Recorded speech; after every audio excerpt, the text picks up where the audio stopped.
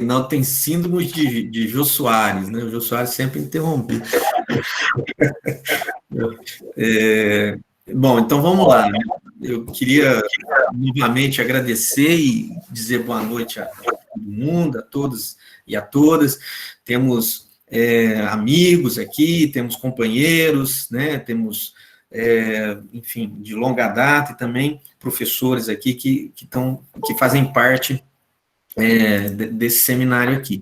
E o Jonas, né? O Jonas Rafael dos Santos, né? Nosso Mogi, eu falo às vezes Mogi pelo apelido que ele tem, um amigo aí de longa data, e vai falar o tema da a construção social da cidadania em uma sociedade intercultural, o ensino da cultura e história africana e afro-brasileira em sala de aula, né? Vocês já devem ter tido a oportunidade de ver a biografia do professor, né? E também é importante dizer que ele é professor lá em Campinas, né? Da rede municipal, e também é professor aqui do programa de pós-graduação, né? Em políticas públicas. Então, esse tema é um tema que também tem aí muitos alunos, inclusive a Marley, que eu não sei se ela já está aqui na sala, mas ela ia participar também. Tem muitos alunos que já fizeram aí os seus trabalhos, né, já foram orientados pelo professor Jonas. Então, assim, é um prazer muito grande estar recebendo ele aqui e para fazer parte aí desse processo, né, dessa caminhada dos seminários, né. Então, eu passo a palavra para o Jonas, mas antes, o Agnaldo, se quiser fazer alguma consideração, fica à vontade, viu, Agnaldo? Não, pode dar sequência, eu já interrompi o suficiente, desculpe. Então, tá bom, então vamos lá. Então, agora a palavra é sua, Jonas, fica à vontade, viu? Bem-vindo. Obrigado. Boa noite a todos e a todas. Agradeço a oportunidade de estar participando do seminário, lapidando as ideias. E nesse seminário, eu procurarei apresentar alguns questionamentos, né, a partir de uma pesquisa que venho realizando em parceria com o professor Diogo da Silva Ruiz, da UEMS, né, Universidade Estadual do Mato Grosso do Sul, há mais de 10 anos. Ao longo desse período aí, nós publicamos capítulos de livros, artigos em revistas especializadas, organizamos o livro As Leis na Escola, e atualmente está em processo de editoração o livro intitulado A Construção da Cidadania e uma Sociedade Intercultural, né, que trabalhamos com ensino de história e cultura africana e afro-brasileira na sala de aula, pela editora Autores Associados, com financiamento da CAPES, por intermédio do edital Biografias. Este livro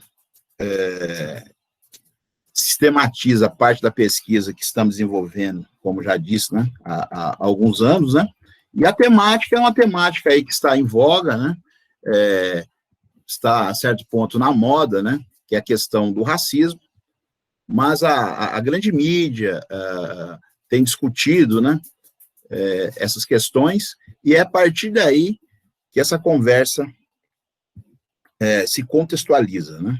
Então, o tema objeto da conversa, como já foi dito, está na pauta aí da grande mídia, especialmente razão do assassinato do negro norte-americano George Floyd, né.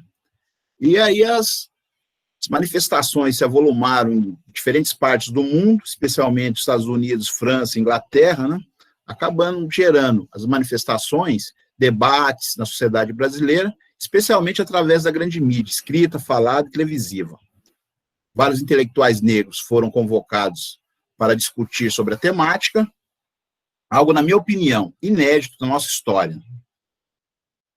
Que descobriram que no Brasil existem intelectuais negros que podem falar sobre o seu povo. E dentro desse contexto, é fundamental termos em mente que a questão da raça é um princípio norteador das relações sociais brasileiras. Só a partir da Constituição de 88 que essa temática veio à baila na legislação brasileira. A partir dos artigos 215 e 242, passou-se a reconhecer a pluralidade étnica da sociedade brasileira e a garantia do ensino das contribuições das diferentes etnias na formação do povo brasileiro. Porém, apesar de várias políticas públicas serem implementadas, principalmente a partir da década de 90, com a participação do movimento negro e de organismos internacionais, ainda é um tabu no local que ela deveria ser discutida, em razão de diversos fatores, que envolve a formação de professores, ou seja, profissionais da educação. Então, esse tabu nas escolas é muito recorrente. Como já foi dito, né, em relação à própria formação dos professores, mas principalmente devido à falta de posicionamento dos professores em relação à defesa de uma sociedade justa e democrática. Pois não há uma sociedade democrática onde a prática do racismo é recorrente. Ou seja, só a liberdade, cidadania e uma sociedade antirracista. Mesmo o racismo sendo um princípio estrutural, estruturante da sociedade brasileira, muitas vezes os debates, as políticas públicas, elas não conseguem se efetivar de fato, de uma forma sistemática, devido à chaga que é o racismo, né? Que acaba permeando todas as relações sociais, políticas e econômicas. Como George Floyd, nos Estados Unidos, com 46 anos, João Pedro, no Rio de Janeiro, com 14 anos, Jorge Moreira, em Campinas, com 15 anos. Essas e outras pessoas têm em comum, tendo por base tanto o Brasil quanto outras regiões do mundo, a violência policial. Foram negros vítimas dessa violência. O racismo, ele, apesar de vir à tona as discussões, os debates na atualidade, ele não é um problema apenas do nosso tempo presente. Ele é uma construção histórica. Então, ele é um problema central na formação da sociedade brasileira. Nesse sentido, nós podemos levantar alguns questionamentos, né? Se ele é um problema central no mundo moderno e na formação das identidades sociais, como afirma Bembe, nesse sentido, por que o racismo foi centralizado sobre os negros e os afrodescendentes? Porque o sistema capitalista foi construído com base em estratégias de subjugação e estigmatização de negros e afrodescendentes. Como a racialização da cor da pele, que valoriza o ser branco e degrada o ser negro, serviu para forjar processos de exclusão política, econômica e cultural no período moderno e contemporâneo. Debater tais questões é fundamental para entendermos como foi formada a sociedade brasileira e seus processos de exclusão em relação a negros e afrodescendentes. Mas também é igualmente importante para construirmos uma sociedade mais justa e igualitária. Assim, como a demarcação e fixação sobre a cor da pele dos indivíduos foi uma construção social, histórica, desde o início da modernidade, na qual a expansão e a consolidação do capitalismo passaram por um processo de racialização dos grupos humanos, valorando, depreciando ou desprestigiando certos grupos e etnias, segundo as necessidades e ocasiões. A formação da cidadania também é uma construção social de cada Estado nacional. A construção social da cidadania em uma sociedade intercultural, como é a brasileira, não somente passa pela fixação de direitos civis, políticos e sociais, ou pela demarcação de tradições, costumes, histórias, territórios e personagens históricos comuns à história de um povo, mas também se refere à própria construção desse povo como parte constitutiva de sua nação e de seu Estado. Entender como essas questões são discutidas em sala de aula, como parte constitutiva da demarcação de novas leis e conteúdos disciplinares, a exemplo da história da cultura africana e afro-brasileira e indígenas, são fundamentais para entendermos em que medida crianças e jovens são fixados em um mundo no qual, muitas vezes, não se veem como parte do processo ou do lugar ao qual foram inseridos. O mesmo vale quando passam a entender os processos históricos, a respeito dos quais afrodescendentes e indígenas são meros coadjuvantes de uma história feita por outros povos e sobre sua saga nessas terras, escritas por outros sujeitos, isto é, os vencedores, narradas quase sempre sem a presença de negros e índios, ou quando aparece, são expressos de forma caricatural, inexpressiva, sem ação e iniciativas. Certamente, temos tido avanços consistentes nos últimos anos na historiografia do ensino de história e na história ensinada na sala de aulas aos discentes do ensino fundamental e médio, revendo processos, sujeitos e questões da história do Brasil, inserindo afrodescendentes e indígenas não apenas como partes constitutivas de uma história em movimento, mas também como sujeitos históricos nesse processo. Nessa perspectiva de análise, podemos ainda nos indagar. 1. Como surgiu a Lei 10.639/03? E qual a sua contribuição para a revisão da história do Brasil no chão das escolas? 2. De que forma africanos e afro-brasileiros têm sido inseridos na história do Brasil e como os estudantes estão compreendendo essas questões em sala de aula? 3. De que maneira tem sido ensinada a história da África e dos africanos em sala de aula? E como essa história tem sido relacionada à formação da sociedade brasileira? 4. Como tem sido o trabalho interdisciplinar e quais as novidades que trouxe para o processo de ensino-aprendizagem? 5. De que forma as escolas têm preparado os discentes para o exercício da cidadania e a prática do respeito às diferenças étnicas, culturais e de gênero? 6. Em que medida a construção social da cidadania de crianças e jovens brasileiros em idade escolar está proporcionando a formação de um pensamento crítico e de uma consciência histórica que problematize o transcurso do tempo e a compreensão que fazem sobre a história do Brasil e de seus personagens? Quando, em janeiro de 2003, foi sancionada a Lei 10.639, alterada pela Lei nº 11.645, que acrescentou a história e cultura indígena ao currículo escolar, como parte dos conteúdos obrigatórios de ensino, pelo então presidente Luiz Inácio Lula da Silva, tornando obrigatório o ensino da história e da cultura africana e afro-brasileira em sala de aula, com o objetivo de valorizar essas etnias e combater o racismo, a discriminação e o preconceito ainda presentes na sociedade brasileira. Índios e negros continuavam sendo tratados como apêndices da história brasileira nos livros didáticos e na maioria das discussões feitas em sala de aula. A maioria dos professores ainda ensinava a história do Brasil aos seus alunos e alunas, informando a epopeia vivida por portugueses, indígenas e africanos, ainda nos moldes em que essa história deveria ser escrita e ensinada como fora preconizada no século XIX, isto é, com a preponderância de portugueses e seus descendentes brancos, considerados legítimos em sua linhagem, na formação e desenvolvimento da sociedade brasileira.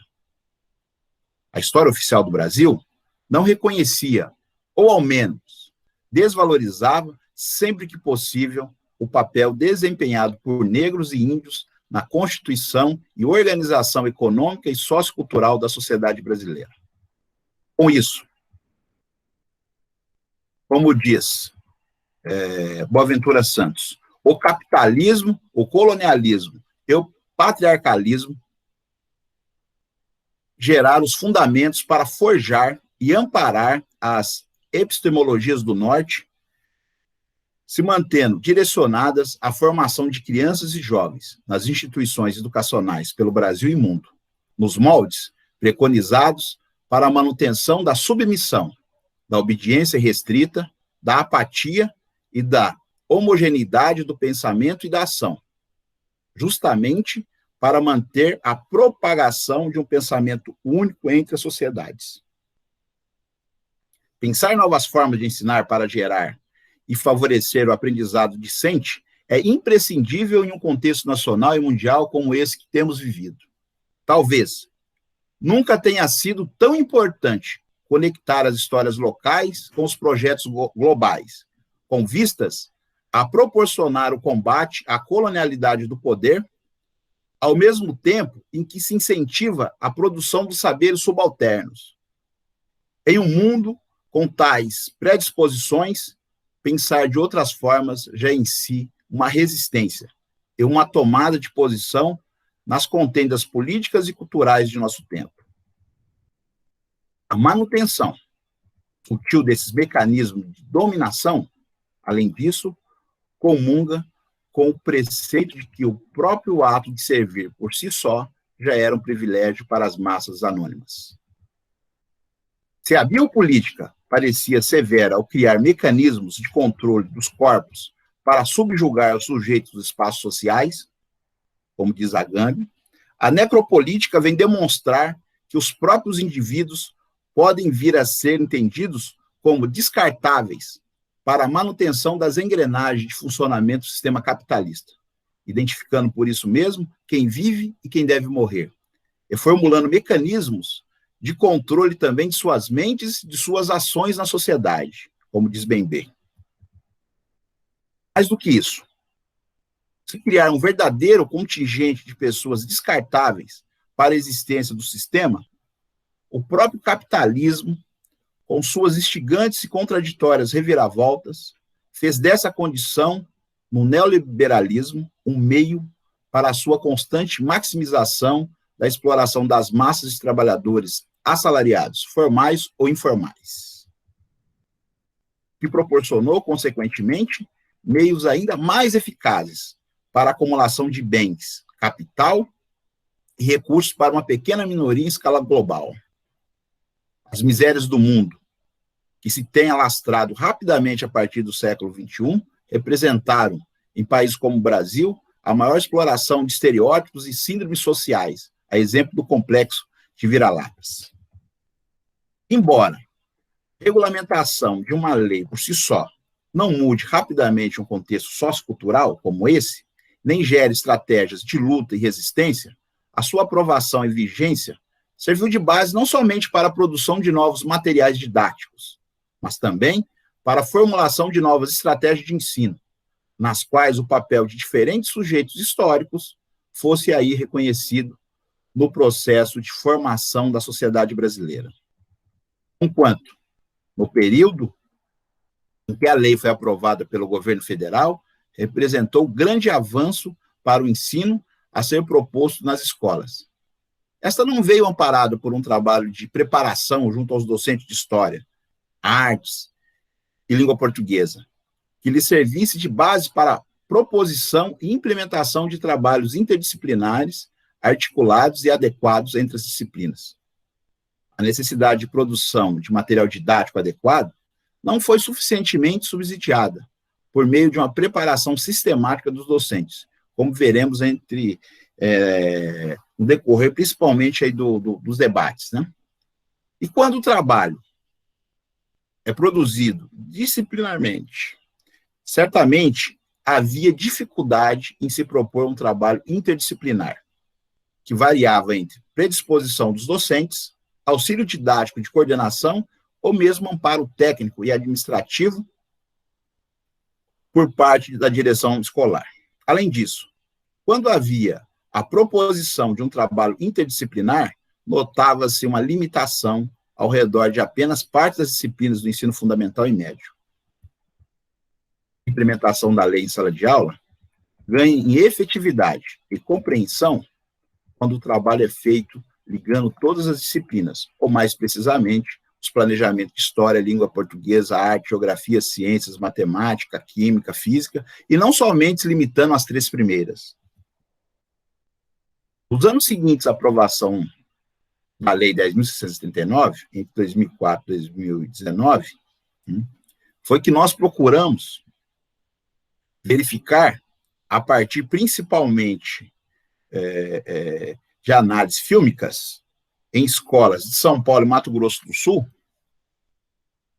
como as escolas, nesses contextos, estavam executando em sala de aula os pressupostos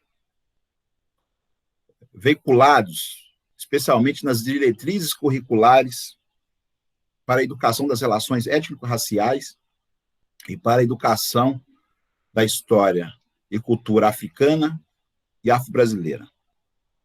Qualquer que fosse a abordagem definida, ou o rastreamento desse tipo de questão, é complexo, difícil e traiçoeira, porque, obviamente, seu uso e implementação podem estar muito bem definidos no papel exercido pelo planejamento escolar ou nas anotações das cadernetas de classe, mas muito pouco ancorado no trabalho cotidiano em sala de aula, restringindo sua implementação na prática do ensino de história, língua portuguesa e artes. Às vezes, pode até trazer bons frutos no ensino fundamental, não muitas vezes no médio ou vice-versa. Em certas circunstâncias, pode ser aplicado em um ano, mas esquecido em outras circunstâncias ainda não, ser amparado em uma disciplina, mas em outras não. Note-se que o trabalho ganha alcance e apreensão entre os discentes, quando feito articuladamente entre as disciplinas. Mas, quando a elas se acrescenta as disciplinas geografia, como foi dito, ciência, química, física, as disciplinas tradicionais, né, que são obrigadas pela lei, como história, português e artes, ganha-se muito. Dessa forma, é possível entender que o trabalho com a lei pode ser muito bem desenvolvido em todas as disciplinas da grade curricular, e não somente com as preconizadas por essa lei, como já foi dito, né? Língua portuguesa, história e artes.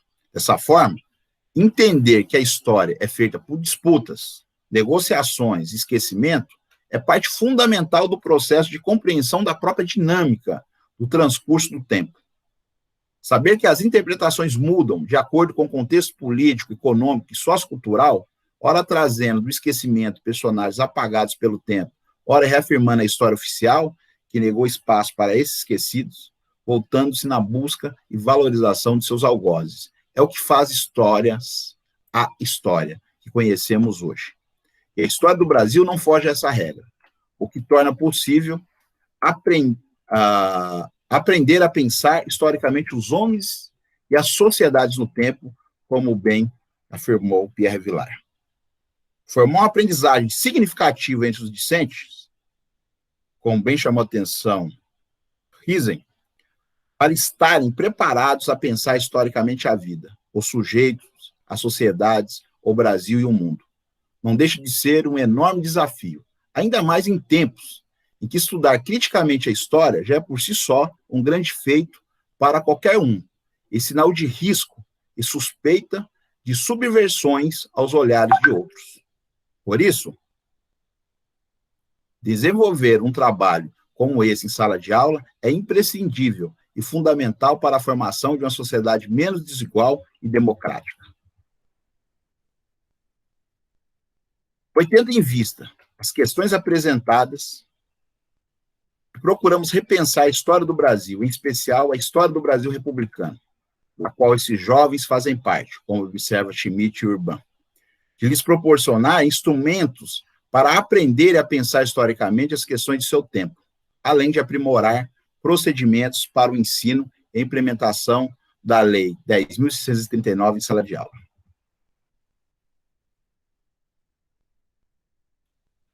Ao longo do desenvolvimento da pesquisa, surgiu a crítica da crítica, que representou uma autocrítica para o trabalho, abrindo novos caminhos, experimentação em sala de aula. Somente com a formação de um pensamento decolonial, percebemos que é possível suplantar séculos de submissão amparados pelas epistemologias do Norte e criar meios para elaboração de um pensamento crítico entre os discentes, com base nas epistemologias do Sul. O processo de decolonialidade se refere, nesse caso, ao percurso necessário para transcender e superar a condição historicamente construída de colonialidade do pensamento e da ação, supondo a elaboração de um projeto de subversão de tal situação e buscando suplantar o padrão de poder colonial ainda imposto aos sujeitos históricos, em especial afrodescendentes e indígenas em nossa sociedade. Como pode-se ver, esse mesmo pensamento colonial, patriarcal e capitalista é igualmente perspicaz e eficiente com os excluídos, os sem-tetos, os sem-terras, o pobre, o iletrado, o analfabeto e o analfabeto funcional. Dessa forma, criar mecanismos para os subalternos terem meios para compreender e superar sua condição de exclusão, ao consumo de bens, produtos, cultura e lazer, trabalho, moradia, saúde e educação é parte fundamental do processo de construção de uma sociedade menos excludente, desigual e preconceituosa, forjando formas de firmar minimamente laços democráticos nas tomadas de decisão do campo político e social. Isso torna incontornável a produção de novos saberes. Porém, mais do que simplesmente falar e projetar políticas de identidade, como observa Walter Mignolo, é preciso pensar a identidade na política, em função da negação do agenciamento político às pessoas classificadas como inferiores. A negação ao agenciamento político esteve sempre articulada com a negação ao agenciamento epistemológico. Essa dupla negação do pensamento e da ação são os fatores que fundamentam o domínio colonial, patriarcal e capitalista, ao qual o pensamento decolonial procura se impor e traçar alternativas para a formulação de novas tomadas de posição em relação ao domínio do saber, do poder e do ser. Aníbal Quirrano, no clássico ensaio Colonialidade, Modernidade e Racionalidade, publicado nos anos 90, já havia chamado a atenção para o forte domínio que então ainda era imposto pelo paradigma europeu de racionalidade e modernidade, que condicionava o agir das populações que viviam fora da Europa. Mas, apesar apenas a crítica ao paradigma europeu, segundo ele, era insuficiente para a construção de alternativas ao seu domínio, como também era insuficiente a crítica reduzida à ação política. Para Walter Mignolo, as duas coisas devem ser feitas articuladamente, porque a opção descolonial é epistêmica, ou seja, ela se desvincula dos fundamentos genuínos dos conceitos ocidentais e da acumulação de conhecimento. E é por isso também que a interculturalidade deve ser entendida no contexto do pensamento dos projetos decoloniais. E esse tipo de atitude converge com um ato de desobediência epistêmica que afeta o Estado e a economia. Sim. Centrados no grupo Modernidade e Colonialidade, criado no início dos anos 90, encontra-se reunidos o peruano Aníbal Quirrano, o argentino Henrique Dussel, também argentino Walter Mignolo, e outros pensadores, que deram base à virada ou giro decolonial indicada pelo porto-riquenho Nelson Maldonado Torres, e formam os expoentes do pensamento decolonial latino-americano. Em certa circunstância, Paulo Freire é inserido como um dos propiciadores da formação do pensamento decolonial latino-americano. Esse aspecto, o pensamento decolonial latino-americano, visa não somente subverter os condicionantes do pensamento e da ação, que se dava em função da dominação epistemológica centrada pelos europeus e norte-americanos, mas formular caminhos para a própria emancipação dos outrora vistos como subalternos.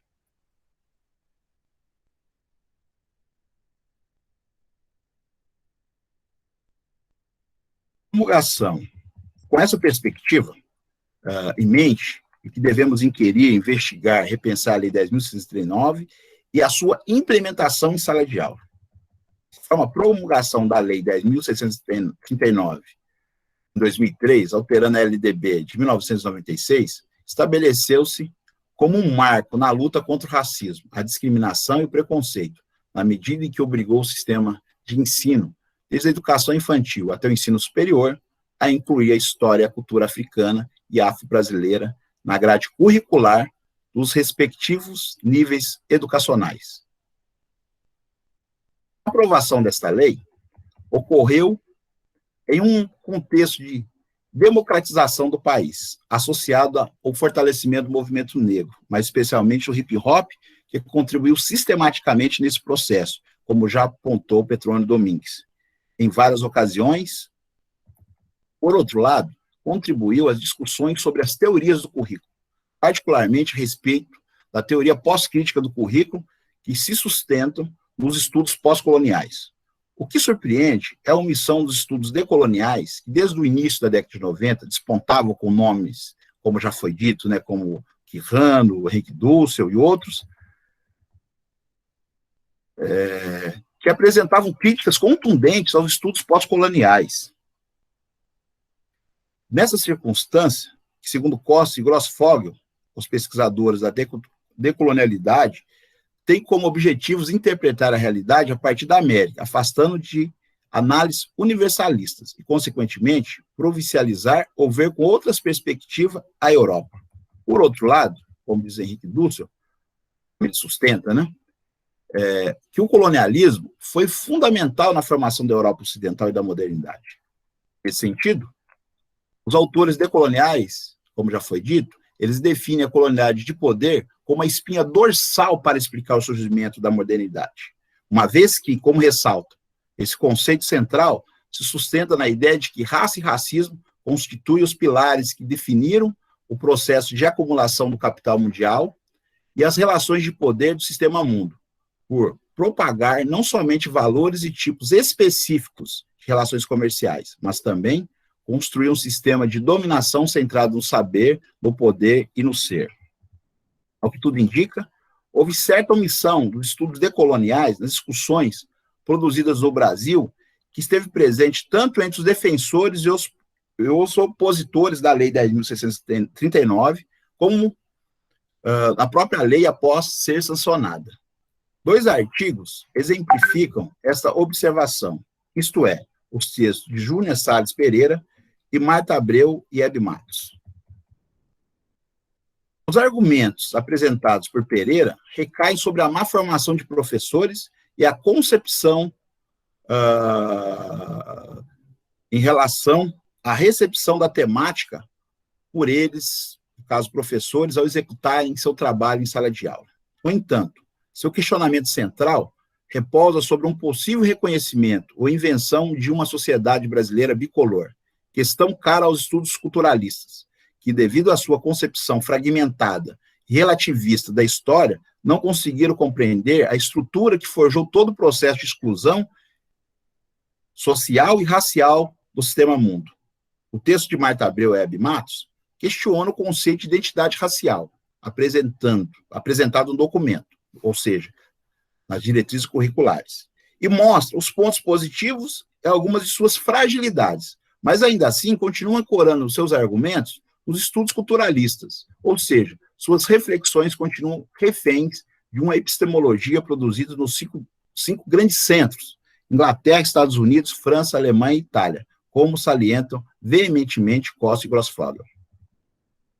Apesar de levantarem vários pontos interessantes, não há em nenhum momento a relação da constituição da sociedade brasileira sob o pilar do conceito de colonialidade do poder, que é uma das balizas elementares para compreendermos a relação racial brasileira, ao identificar que a América Portuguesa foi forjada no contexto do sistema mundo, defendido por Wallenstein. Por outro lado, é necessário ressaltar que nem mesmo a Lei 10.639 ou as diretrizes curriculares nacionais da educação das relações étnico-raciais e da história e cultura africana e afro-brasileira não se referem a essas questões.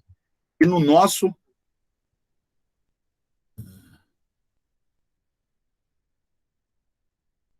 ver, acaba limitando em muito a análise. De acordo com Rocha, em seu trabalho sobre a Lei 10.639, apesar dele questionar esse viés culturalista das diretrizes, ele não consegue propor muitos avanços, porque ele se concentrou o quê? Ele é tributário de um marxismo economicista. Por outro lado, o texto, ou o autor, que já foi citado nessa fala algumas vezes, representado pelo camaronês Achille Mbembe, que se inspirou também nos estudos decoloniais e outros, tem levantado questões interessantes para repensarmos as categorias negro, raça, África no processo de constituição da modernidade. Na sua obra, A Crítica da Razão Negra, o autor nos traz uma análise de longa duração sobre as invenções das categorias negro, raça e África, que são fundamentais para pensarmos na situação do negro no Brasil e no mundo contemporâneo, especialmente o processo de racialização. Segundo Bembe, hoje, nós vivemos um fato inédito. É a primeira vez na história da modernidade que o substantivo negro não se refere apenas aos africanos e aos afrodescendentes, mas a todos que vivem o processo de precarização provocado pelo neoliberalismo. A partir das discussões dessas referências, né, teóricas a respeito da decolonialidade do poder e da provincialização, né, da Europa, como diz o Bembe, e o próprio Bembe chama atenção que nós precisamos pensar esse emaranhado global, né, em outra perspectiva essa que tenha por base a humanidade, é que nós, na nossa pesquisa, nós temos observado que, apesar do grande avanço que trouxe a Lei 10.639, alterada pela 11.645, 2008, as diretrizes curriculares, todos esses avanços foram fundamentais, mas é necessário repensar o currículo de uma forma mais ampla, né?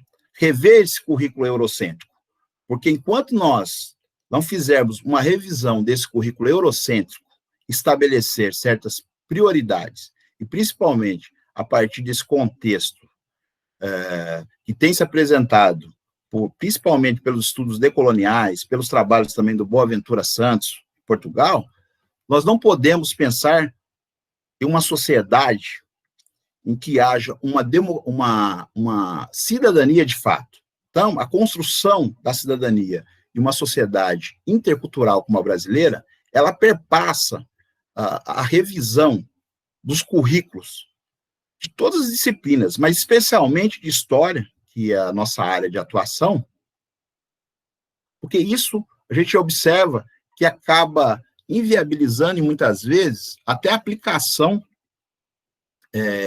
de uma discussão a respeito da inclusão da história e cultura afro-brasileira. Mas mais do que isso, não é incluir a história e cultura afro-brasileira, é incluir a história do Brasil, em outra perspectiva. Não naquela perspectiva da epopeia do português. Mas, para isso, não basta mudar apenas a legislação, como a gente tem observado.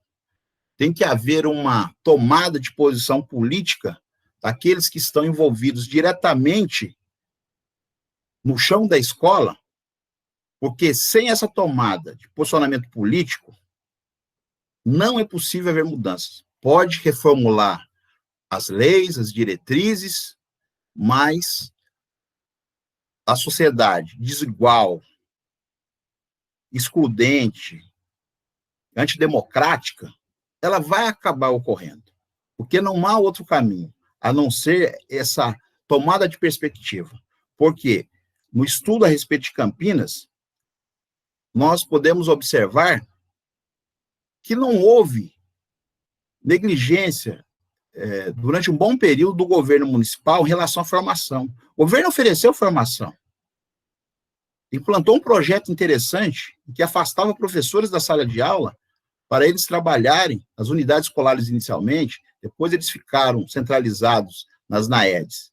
Mas teve essa preocupação. E o que nós observamos em Campinas? Não uma situação diferente do que nós verificamos em outras localidades que pesquisamos, que orientamos pesquisas, ou seja, um silenciamento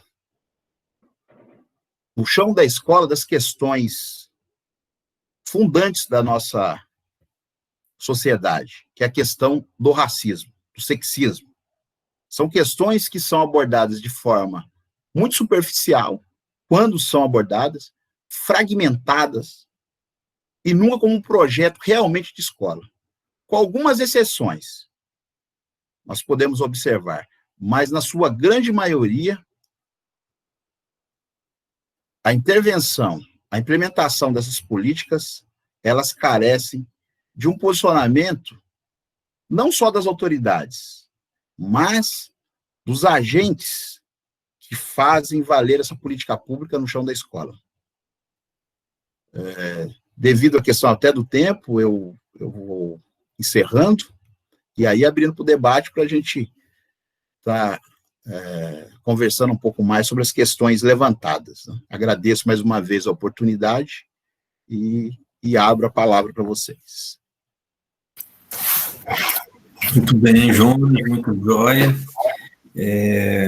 Bom, agora nós vamos abrir para as discussões, né, para as reflexões e também para as perguntas, né.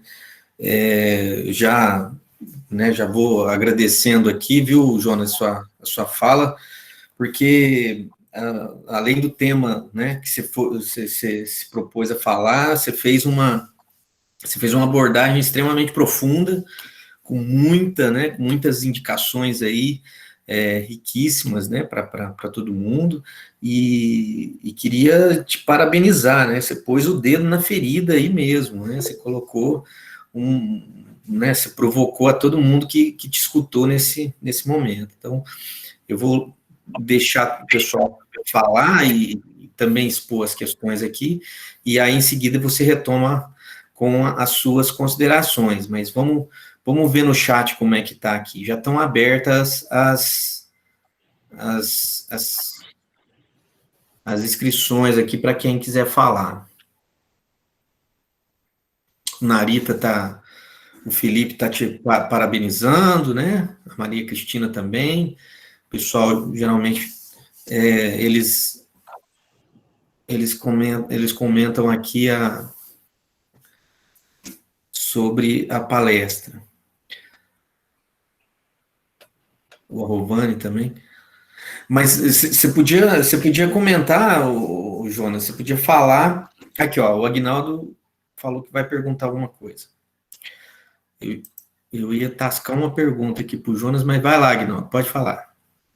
Não, mas você pode fazer a sua pergunta primeiro, por favor. Eu ia só falar para ele abordar mais esse tema dos estudos decoloniais, né, que eu acho que é uma fronteira muito desconhecida para muita gente. Eu acho que falar um pouquinho disso aí, e também dessa questão que ele colocou agora por último, né, de que a legislação é importante, que todo esse movimento, né, é rico, mas que tem que ter mais empenho e também uma perspectiva mais incisiva aí, né, dos nossos professores e especialmente dos nossos historiadores, enfim, né, era isso. Eu respondo ou espero outra pergunta? Eu acho que você pode responder, depois eu pergunto, e parece que o Arrovani também está inscrito. Então, os estudos decoloniais, né, um programa de estudo, né, que surgiu aí na década de 90 na América Latina, em decorrência de uma crítica a respeito dos estudos pós-coloniais, né, estudos ali representados pelo, citar alguns nomes, né, pelo Homi Bhabha, pelo Stuart Hall, pelo Spivak, né? Spivak está um pouquinho mais estudos subalternos, mas esses autores, e o próprio Eduardo Said, eles fizeram uma crítica contundente a respeito da modernidade, né? Discutindo a questão das identidades, né? As identidades não eram mais fixas, não eram mais essencialistas, não eram estáveis, unificadas. Então, ele já chama atenção para a questão das identidades culturais aí serem mais fragmentadas, deslocadas, fluídas, né, híbridas. Então, eles fazem uma grande discussão. Só que eles estão preocupados, né, dentro do contexto europeu ou do mundo anglo-saxão, né, que acaba um pouquinho a questão dos Estados Unidos, na América do Norte, é a questão da entrada dos imigrantes, principalmente após a Segunda Guerra Mundial, né? A Europa precisou de mão de obra, e entraram muitos negros, né? Especialmente da África e do Caribe, da região do Caribe, especialmente Jamaica, por exemplo, né? Foram muitos negros para a Europa. Só que chegou na década de 70, que é o período ali da crise, né? Passou a era do ouro, né? E começa a crise e tal, e depois as próprias reformas no início da década de 80, né? Com o cunho neoliberal pela Margaret Thatcher, de rever essas questões, de limitar a entrada dessas pessoas, né? Desses imigrantes, né? E a partir daí há um outro problema: como conviver com a diferença? Porque até então a Europa, até antes da Segunda Guerra Mundial, os negros eram uma minoria na Europa. A partir daí os negros chegam, e aí há necessidade de políticas relacionadas ao multiculturalismo. E aí surgem essas propostas, discussões. E esses autores, eles são fundamentais para fazer críticas contundentes a essas questões. Só que esses autores, eles acabaram se limitando a fazer um questionamento interno. O próprio Boaventura Santos fez algumas críticas a respeito da pós-modernidade, da crise da modernidade, mas eles estavam fazendo uma crítica dentro do paradigma europeu, dentro do eurocentrismo. E aí surgem os estudos subalternos, né? Na Ásia ali, principalmente Índia e países africanos, e esses pensadores latino-americanos, eles até tentam incorporar discussões dos estudos subalternos, só que eles percebem que a discussão que estão sendo travadas pelos africanos, pelos asiáticos, não correspondem às nossas realidades, né? Porque lá o processo de descolonização ocorreu após a Segunda Guerra Mundial. O nosso não. Nosso processo século XIX, a nossa colonização não começa no século XIX, como ocorreu nessas regiões. Se inicia lá no século XV. Então, aí vem uma discussão, eles falam, opa, tem especificidade da América. E aí surgem esses pesquisadores questionando essas questões, né? E aí eles começam a questionar a respeito da questão da geopolítica do conhecimento, como uma estratégia do pensamento moderno estabelecer paradigmas, como, no caso aí, paradigma europeu, como verdades universais, né? Silenciando os sujeitos, né, históricos da América, principalmente. E aí o Aníbal Quijano, né, que é o grande expoente aí, né, ele vai cunhar o conceito de colonialidade do poder. Entendeu? Essa que é a grande contribuição do Aníbal Quijano, né? Sobre esse conceito. O que ele quer dizer com o conceito de colonialidade do poder? Ele não usa colonização, por exemplo, do poder. Por que ele não usa? Porque ele acredita o seguinte, ele acredita que, com a independência no século XIX, houve uma independência apenas administrativa. A ideia do colonialismo só vai para esse aspecto. Ele não, ele está preocupado com outras questões, que acabam fundando a própria modernidade, ou seja, o conceito de colonialidade. E o que quer dizer esse conceito de colonialidade? Quer dizer o quê? Que uma das primeiras atitudes do europeu, quando chegou aqui na América, foi classificar a população. Ou seja, classificando índios e negros como subalternos, ou seja, racializando. Processo, né, que o Grossfogel já chama atenção, já estava sendo realizado na Europa em relação aos muçulmanos e aos judeus, né? Foram os grandes grupos aí do período da modernidade que foram racializados, né? Então, a ideia de colonialidade acaba sendo um instrumental processual de crítica epistemológica e discursiva, como uma lente que acaba explicitando as contradições e retrocessos dos processos de descolonização e inserção no sistema mundial imperialista capitalista. Então, ele vai trazer essa questão. É dentro desse contexto que surge essa discussão aí dos estudos decoloniais. O próprio Boaventura Santos sofreu críticas contundentes, principalmente do Walter Mignolo e do Aníbal Quijano. Ele tem um artigo, se não me engano, em 2007, que ele faz uma contestação, aceita algumas críticas, outras não, e a partir daí que ele vai elaborar um projeto epistemológico, que ele diz que é a epistemologia do Sul e epistemologia do Norte, no qual uma das críticas que ele vai fazer a esse grupo, né?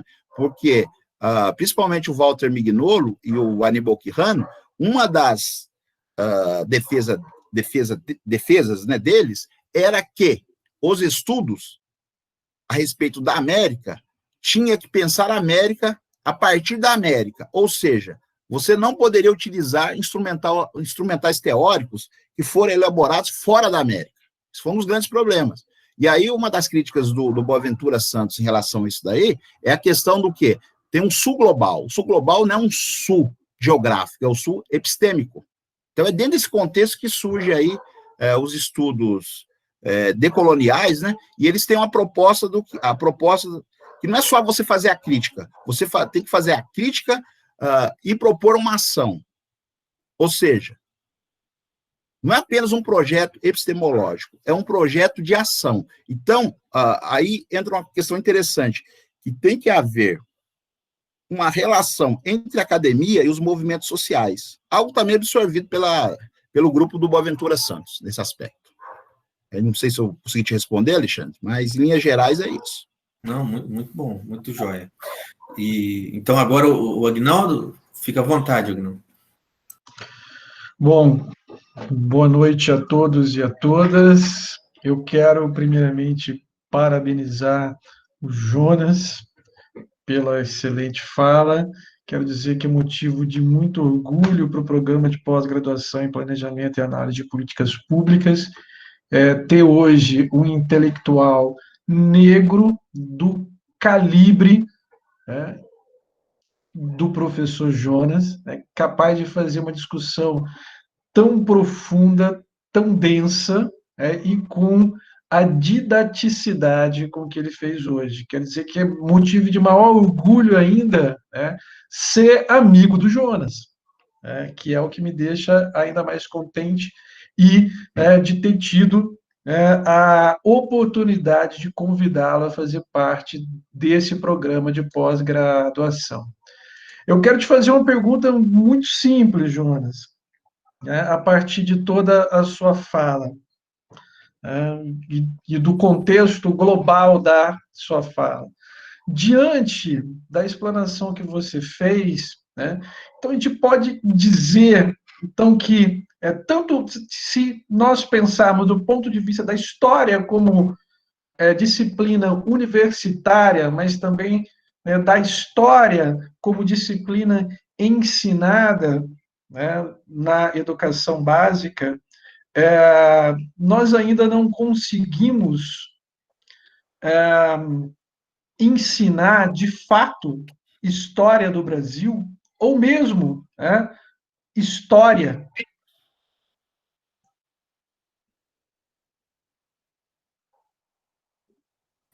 Terminou a pergunta? Já terminei. Eu disse que a pergunta era sim. Não, sim. Eu acredito que sim. É devido até ao nosso currículo, né? É um currículo muito eurocêntrico, né? A lei avança muito, mas fica como se fosse um apêndice do currículo. Para você fazer algo diferente, você precisa tensionar com esse currículo, que é possível, a LDB permite, mas muitas vezes os professores não têm muito essa noção, devido à própria questão da formação, alguns realmente porque não têm formação, outros devido à questão do próprio posicionamento político, ou seja, ele é o grupo privilegiado, ele não tem compromisso com a mudança e acaba se acomodando na concepção de uma democracia racial, que tudo está bom, e que a sociedade brasileira é pacífica, né? E nesse aspecto me chamou muita atenção nesse período aí, né, de manifestações, né, como eu disse, né, de intelectuais na televisão, intelectuais negros, né, que é algo raro, né? A gente vê negro nas novelas fazendo qualquer coisa, menos sendo intelectual, né? E na vida, no cotidiano, um ou outro jornalista, tal, que você observa até que ele já está assimilado, né? Como o nosso futuro, que não foi futuro nem presente ministro, né? Que houve um artigo muito interessante na Folha de São Paulo, se eu não me engano, do Azevedo Dodô, que ele fala, o ministro que descobriu ser negro, né? Ocorre isso também. Então, a gente observa que a falta até de formação desses professores acaba impactando, porque nesse estudo aí que nós estamos realizando, nós utilizamos os trabalhos dos alunos e, principalmente, o conceito do Riesen, né, que é um historiador alemão, que propõe o quê? Ele propõe uma volta da história, não nas concepções do século XIX, mas ele propõe uma história com sentido, uma história com objetivo, com conceito de consciência histórica. E a partir daí que nós trabalhamos essa questão da história. Sem essa, como que se diz? Sem esse arcabouço teórico, esse referencial, eu falo que é quase impossível problematizar realmente a história do negro.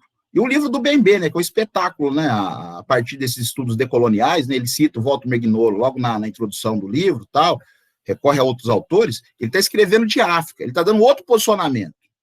Ele está chamando a atenção, podemos ver o mundo de outra perspectiva. Então, autores como eu já citei, o Riesen, até o próprio Paulo Freire, o Bembe e outros, aí os estudos decoloniais de uma forma geral, eles podem contribuir diretamente na discussão dessas questões. Mas, infelizmente, há uma dicotomia entre a universidade e o ensino fundamental e médio, que muitas pessoas não reconhecem, né? Eu tive conversando com um professor, né, de altíssimo nível, né, da Universidade de São Paulo, não vou citar o nome aqui por uma questão ética, né? E eu tentei insistir, falar com ele sobre isso. Inicialmente eu percebi que ele achou que eu estava falando que na universidade não se faz nada. Não, eu tenho a concepção, eu conheço a universidade, eu sei que alguns realmente poderiam fazer até mais. Mas tem muitos que trabalham demais. Muito sobrecarga, não tem concurso público, uma série de questões. Não tem funcionário, muitas vezes o professor tem que fazer o trabalho burocrático, acaba atrapalhando, então uma série de questões. Mas o que eu observo, que no caso específico da história, existe uma dicotomia entre ensino e pesquisa. E aí essa que é a grande questão. Ou os professores não perceberam, e aí o Riesen, eu acho que ele traz uma contribuição muito grande, quando ele alia a pesquisa, a disciplina, história-conhecimento, com a história ensinada, com a vida prática. Quando ele faz essa relação, é fundamental, porque a partir daí tem que haver essa conexão. Eu até questionei esse professor, mas você ensina tal disciplina. Você falou que o problema é lá da faculdade de educação, mas não é. Como você vai ensinar seu aluno a ministrar essa disciplina em sala de aula? Você tem que saber quais são os procedimentos. Se você não souber o procedimento, você vai aqui jogar teorias do seu aluno e como ele vai chegar na sala de aula? Ele não vai ter condição de fazer essa articulação. E aí, tive o prazer, né, foi essa semana, segunda-feira, de conversar com a professora Laima. Ela está muito bem, alguns de vocês acho que se lembram dela. Ela, mano? Falei. E ela falou algo assim que eu achei espetacular. Ela falou, é necessário haver essa ligação, é necessário que pessoas que tiveram acesso à universidade, aprenderam a fazer pesquisa, estarem em sala de aula, para elas conseguirem elaborar intervenções consistentes, ou seja, desenvolver metodologias.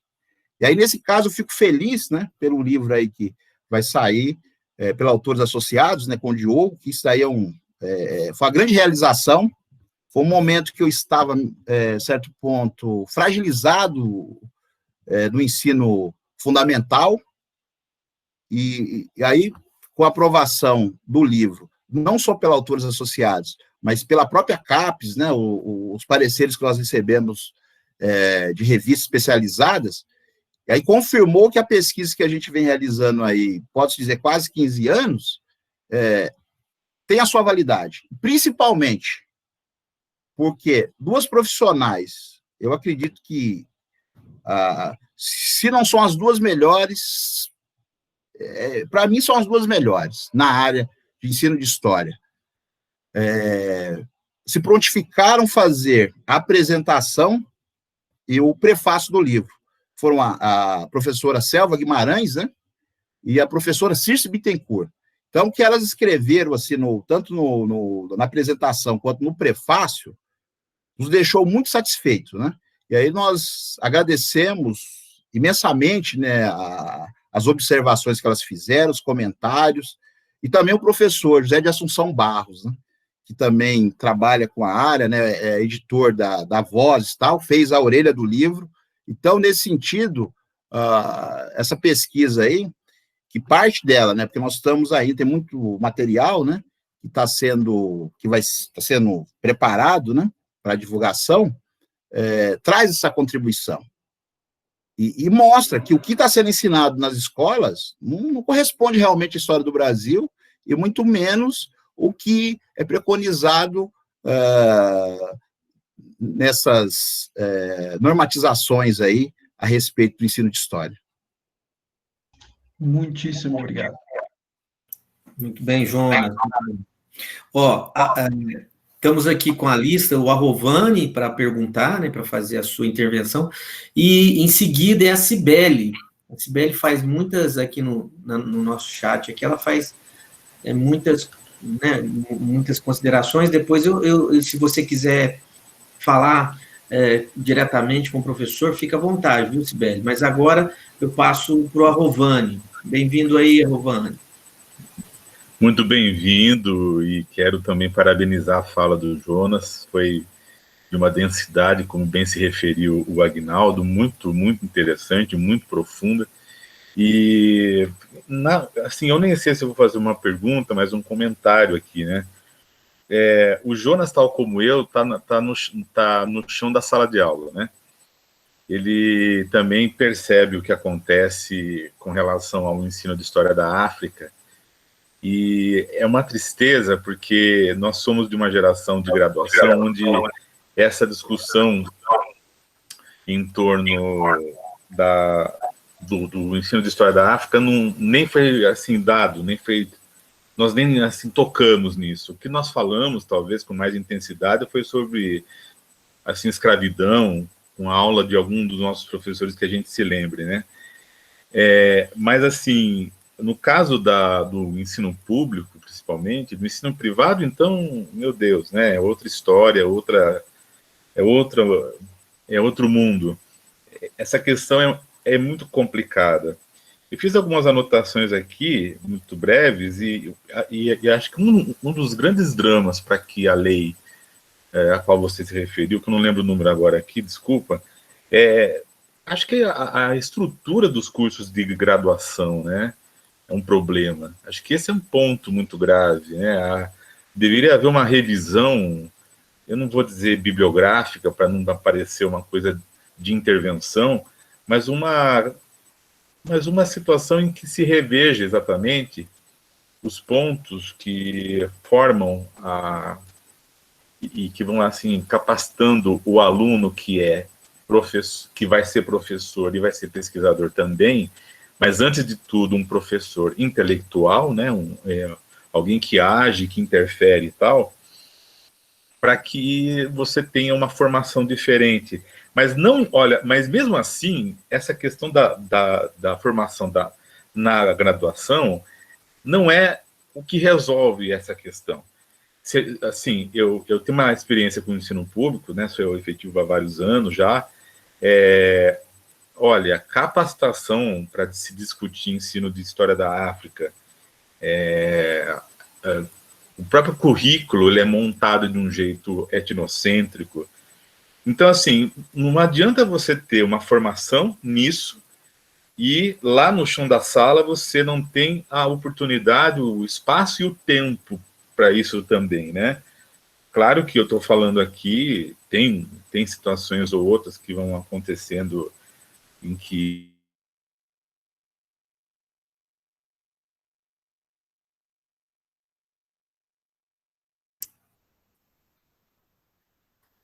Pessoal, aqui no meu, o Arrovani travou. Foi só aqui, não? Aqui no meu também. Aqui no meu travou também. Então tá. Vamos aguardá-lo. E essa dificuldade toda que existe na parte de... Arrovani, sim. Que travou uns 5 segundinhos. Sei. Retoma essa sua de 5 segundos atrás travou para todo mundo. Então, você só... eu acho que...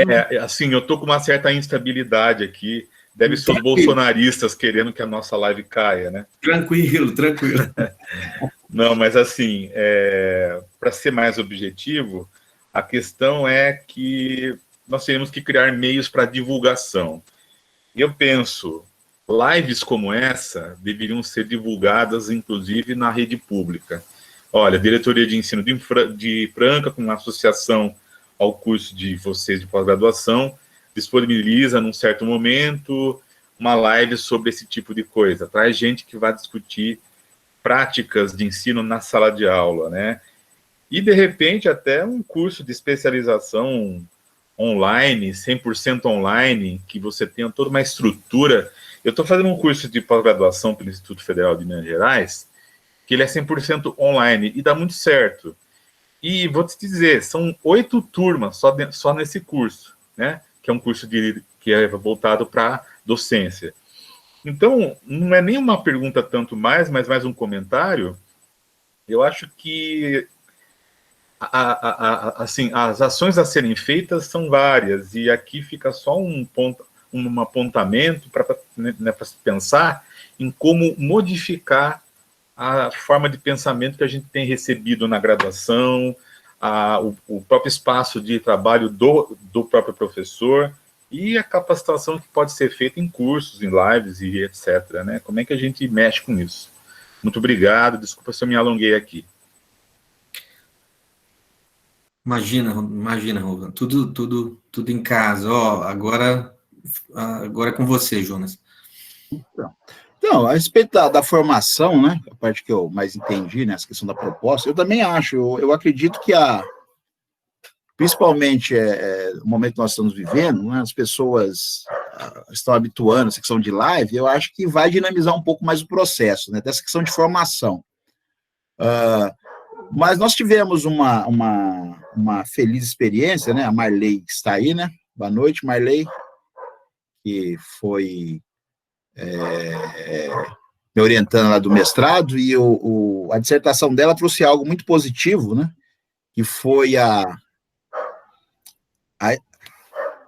acabou extrapolando, né, os muros da universidade, né, e mostrou que a importância desse curso, né, de políticas públicas, né, e sendo um mestrado profissional, né, ligado com a prática, né, pessoas que tinham uma certa influência leram o trabalho da Marley, gostou e financiou, seja usando capital social, eu não sei que forma que foi, né, eu não conversei muito com a Marley sobre isso, mas eu sei que o curso já teve 2 edições e teve uma procura muito positiva em relação à formação de professores nessa área, né, de história e cultura africana e afro-brasileiro aí na Unesp, né. A Marley até poderia falar um pouquinho sobre essa formação, que foi algo muito interessante, né, que proporcionou a muitos professores da rede esse contato.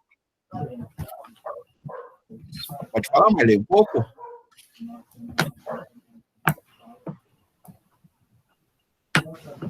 Obrigado, microfone.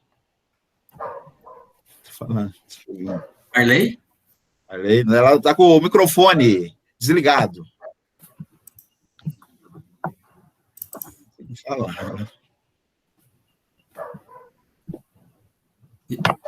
Ela está com o microfone desligado.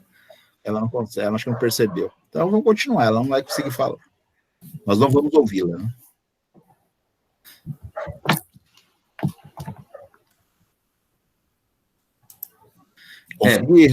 Consegui responder, Rovani?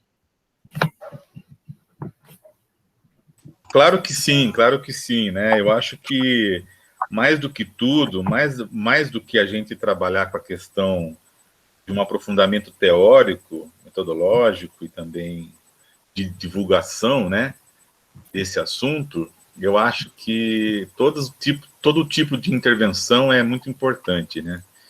O currículo focado de São Paulo de ensino médio que eu tenho mais contato, ele traz quase nada de referência sobre essa questão de racismo, ou de uma história da África, de uma história do negro no Brasil. Então, é uma questão ainda pendular, né?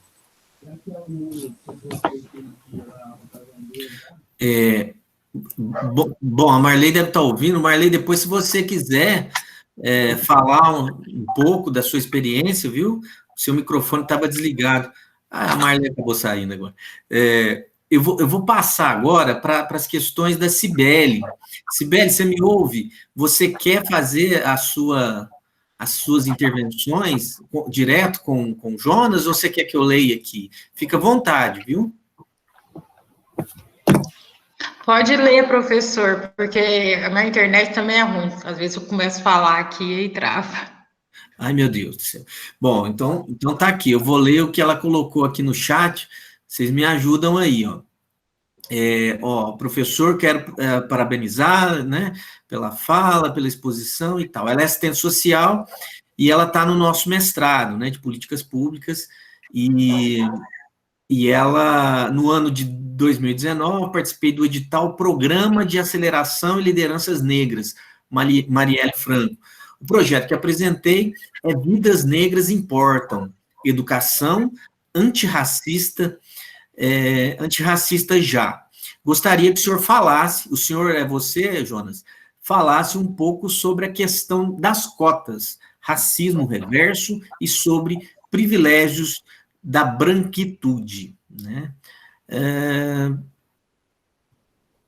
É isso. Depois ela vem falando que mora na cidade de Garapava, mas eu acho que o principal é esse aí. Percebe-se que a lei não está muito ativa em muitos municípios, mas um resumo da ópera eu acho que é isso, Jonas.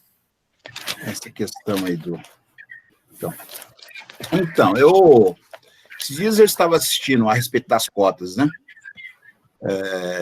Que é um tema polêmico, né? Eu estou observando, né? Tô 14 anos aí no ensino médio, então eu presenciei aí a passagem de muitos alunos que tiveram acesso às cotas, né? É uma discussão que nós precisamos fazermos constantemente, né? Uma política reparatória, uma política temporária. Nós precisamos ver o seguinte: a cota em si, ela não diz muita coisa. Por que eu vou falar para vocês que ela não diz muita coisa? Porque as cotas, ela está dentro de um contexto mais amplo. Ela é simplesmente um meio para se alcançar o quê? A inclusão dos afrodescendentes e da população marginalizada de uma forma geral, né? Eu acho que o conceito do BMB é muito interessante, porque a gente tem diferença na periferia do negro e do branco. Porque o branco, apesar dos pesares, ele tem algum privilégio. Mesmo ele sendo pobre, ele tem algum privilégio. Mas, por outro lado, a gente observa no dia a dia. Isso eu estou falando para vocês de escola, no chão da escola. E aí na Unesp não é muito diferente. Porque os faxineiros, os trabalhadores aí braçais, eles são muitas vezes invisíveis para a maioria das pessoas que frequentam essas instituições. Eu observo, muitas vezes no meu dia a dia, algumas situações, observo e também esses funcionários já falaram para mim. Um chegou e falou para mim: Jonas, você é o único que para e conversa com a gente, conversa sobre questões sobre a vida, né? De igual para igual. Não vem aqui conversar com a gente sempre querendo algo, não, para mandar ou para estar pedindo. Porque essa que é a grande questão.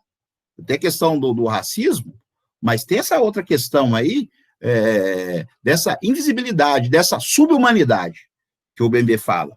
Porque essas pessoas são tratadas como subhumanas, não só os negros. O próprio Frantz Fanon, né, Pele Negra, Máscaras Brancas, ele deixa bem claro: o negro bem vestido, que incorporou, assimilou a cultura do branco, ele vai conseguir sobressair muitas situações. Ele vai sofrer o racismo? Vai. Estava conversando com a professora Laima essa semana, né? Ela estava falando sobre as questões das pesquisas delas, tal, e a experiência dela, né, orientando alunos negros, né? Ela falou que tinha orientado 2, tal. Um deles é o Dimas, né? E ela citou um outro, mas aí ela não conseguiu me falar o nome, que ela orientou em Franca. E ela estava falando: o negro, quando consegue ascensão social, a situação dele começa a melhorar, e aí nós estávamos conversando sobre isso. E eu falei com ela, falei, ó, o grande problema, quando o negro ascende socialmente, não é nem a questão relacionada à elite, porque a elite vai respeitar esse negro. Ela sabe que esse negro, para chegar lá, ele teve que passar por vários obstáculos. O problema é quem está abaixo dele. E lendo Bembe, que eu consegui perceber isso daí. Eu tenho ficado muito atento aos locais que eu frequento, entendeu? Eu, apesar de estar na educação básica, e uma das instituições que eu trabalho, eu sou um dos poucos negros. E eu observo esse racismo estrutural no meu cotidiano. Eu tive que ouvir de uma formadora da Unicamp, ela está fazendo, se não me engano, acho que doutorado na Unicamp. Ela chegou, se até o Jonas fez doutorado, qualquer um faz. Eu tive que ouvir isso daí. Eu fui buscar o currículo dela, dei uma olhadinha e falei...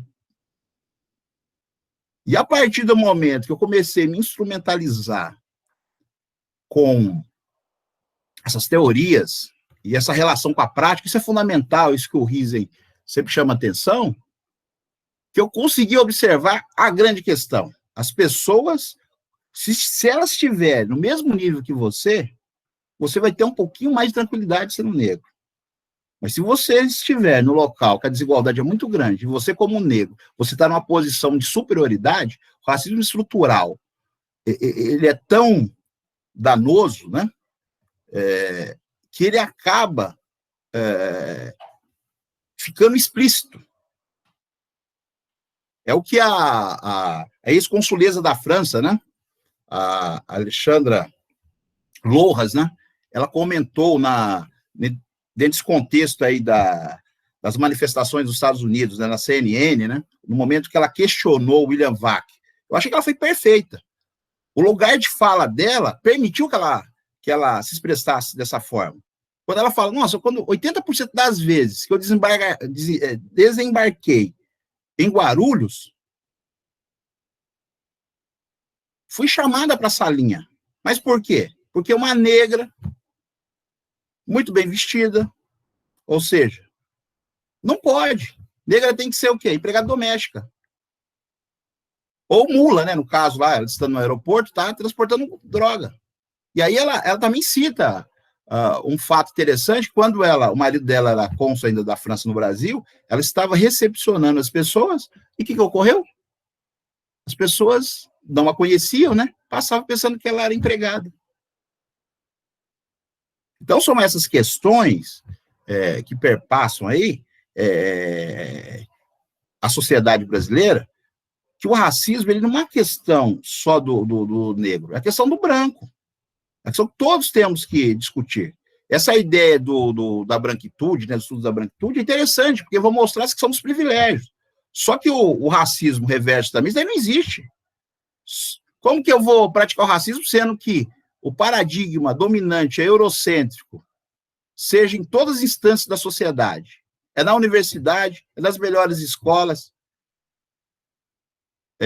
nos cargos de comando, nas empresas. Ele é branco.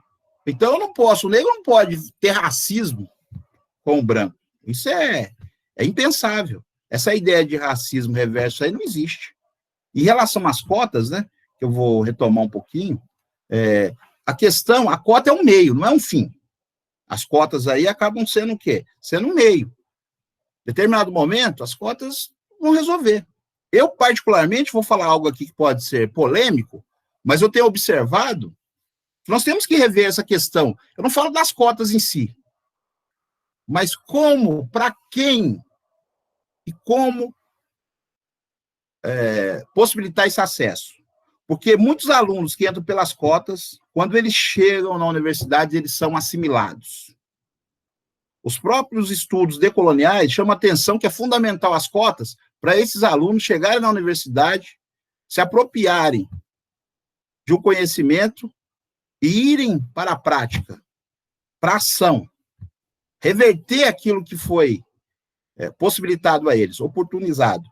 Só que a gente observa, eu observo aí, principalmente alunos que eu acompanhei nesses últimos anos, alunos do ensino médio, que tiveram oportunidade de entrar no ensino superior, eu acho um absurdo, muitas vezes, aluno, não precisa defender partido X ou Y, mas pela perspectiva, eles incorporaram a questão da meritocracia. Eu não entrei lá porque teve uma política pública, alguém lutou, pensou. Eu estou lá porque eu tenho mérito, eu sou bom, eu sou melhor do que meus amigos aqui. Só que ele não percebeu que se eu não tivesse as cotas, mesmo ele sendo melhor do que os amigos dele, que ele acha que ele é melhor, né? Ele esquece que ele teve a oportunidade, que a gente observa no dia a dia, que ele desenvolveu aquela questão do autocontrole, disciplina, pensamento prospectivo, ou seja, teve uma família, estava pronto para aprender, que o colega dele não estava. Mas mesmo assim, ele acredita que é pelos méritos dele. E aí, quando ele chega na universidade, ele incorpora essa questão. E aí, a discussão das cotas, eu acho que ela tem que ser revista em muitos aspectos. Porque eu tenho observado que pessoas que entram pelas cotas têm essa consciência, houve um planejamento, elas se prepararam fora da universidade, seja em alguma organização pública ou privada, né? Elas têm a noção que aquilo lá é uma luta, a coisa é diferente. O exemplo, claro, na minha opinião, que eu cito para vocês, é a Djamila. Ela sempre fala da importância que teve a experiência do pai como militando ali no movimento negro, movimento sindical, a questão a própria passagem pelo Educafro, né? Tudo isso deu essa bagagem para ela entrar na universidade e fazer a diferença. Só que alguns estão entrando, não estão tendo essa noção. Não só a partir das cotas, mas a gente tem observado que muitas pessoas compraram telefones caros, carros, tal. Eles não conseguiram observar que tinha sido uma política de anos, aí sem partidarismo, que tinha possibilitado. Como o Gessé Souza chama atenção. Eles pensaram o quê? Isso aqui é os batalhadores, né? Isso aqui é meu mérito. É meritocracia. Ele não consegue ver isso. Então, qual que é a proposta? Opa, eu preciso preservar isso daqui. E aí, por questões, muitas vezes, morais, e por pensar que aquilo poderia ser tirado, ele não conseguiu entender que o que ele tinha ali era fruto de políticas públicas, de esforços, de anos de luta, de grupos. Ele pensou que simplesmente que era meu mérito. E aí não consegue observar isso e a gente viu o que está dando, infelizmente, entendeu? E aí eu ouço muitas vezes as pessoas fazendo crítica, mas críticas superficiais, vazias, principalmente no chão da escola. Eu sou contra. Não é ser contra, eu tenho que saber por que eu sou contra. E aí as cotas eu falo que ela é um meio, mas não um fim. E tem que ser repensada a questão aí de como vai ocorrer de fato, de repente um trabalho até de formação com esses alunos, né, que entram na universidade por meio das cotas, porque se não tiver essa tomada de consciência, é simplesmente algo que não vai gerar tantos resultados, na minha opinião. Professor, só uma outra coisa que eu queria também perguntar para o senhor. A gente sabe que tem algumas pessoas que entram pelo sistema de cota, né, que não são negras e acabam, né, usufruindo, né, desse benefício. E tem algumas faculdades que utilizam o método, né, de fenótipo, né, vai para uma entrevista, ou a pessoa que se candidatou a essa vaga. Como que o senhor analisa isso? Mas aí foi a grande discussão, né, na UNB, né, em 2004, isso. Né, teve até um problema com 2 irmãos gêmeos, né, um tinha um fenótipo afrodescendente, o outro tinha a pele um pouco mais clara, e aí teve uma discussão, e aí acabaram incluindo os dois, né. A grande questão, eu acho que essa questão de cotas em relação à questão racial, eu acho que a discussão está um pouco, como eu diria assim, pacificada. Por que eu te falo? Porque hoje as cotas, elas não são só raciais, elas são sociais, e é o que deve ser mesmo. Pode, de repente, até dar uma questão, mas, no fundo, ela é social. Eu acho que essa discussão lá no início, sim, até antes de 2012, né, quando a cota só era racial. A partir de 2012, com a lei federal, não, ela é social. E aí ela amplia mais essa questão. E aí não há tantos motivos, né? Infelizmente, tem algumas pessoas, né, que se apropriam, né, de informações, eu não diria nem se apropriar, né, elas se utilizam, né, de informações falsas, né, para algumas situações elas são negras, para outras não. Infelizmente, é assim, as coisas funcionam. E aí precisa uma questão, na minha opinião, aí, mais de posicionamento político, né, do que de moral. Mas as pessoas têm que ter um pouco mais de noção a respeito disso. Apesar que eu, como eu já comentei, eu defendo as cotas, desde que elas estejam trazendo resultados. Essa discussão que o aluno que entra pelas cotas, ele é capaz, eu não tenho dúvida disso. Porque normalmente esses alunos, para ter uma pontuação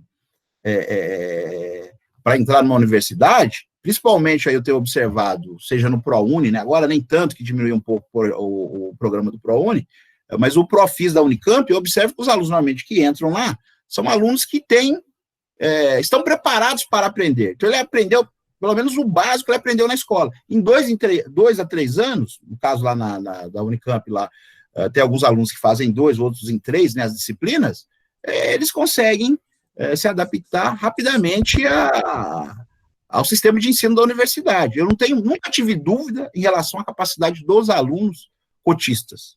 A grande questão é fazer uma avaliação. Eu acho que nós já estamos em tempo de começar a fazer uma avaliação a respeito disso, o que isso está impactando na sociedade.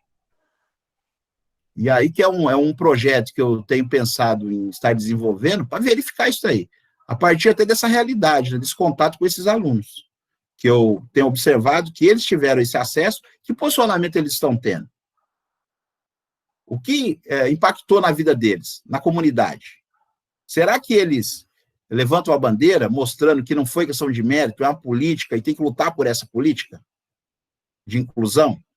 É aí que é a grande questão, porque as cotas têm, quando foram pensadas as cotas, foram nesse sentido, de que o aluno entrasse e, a partir disso, ele conseguisse impactar o seu entorno.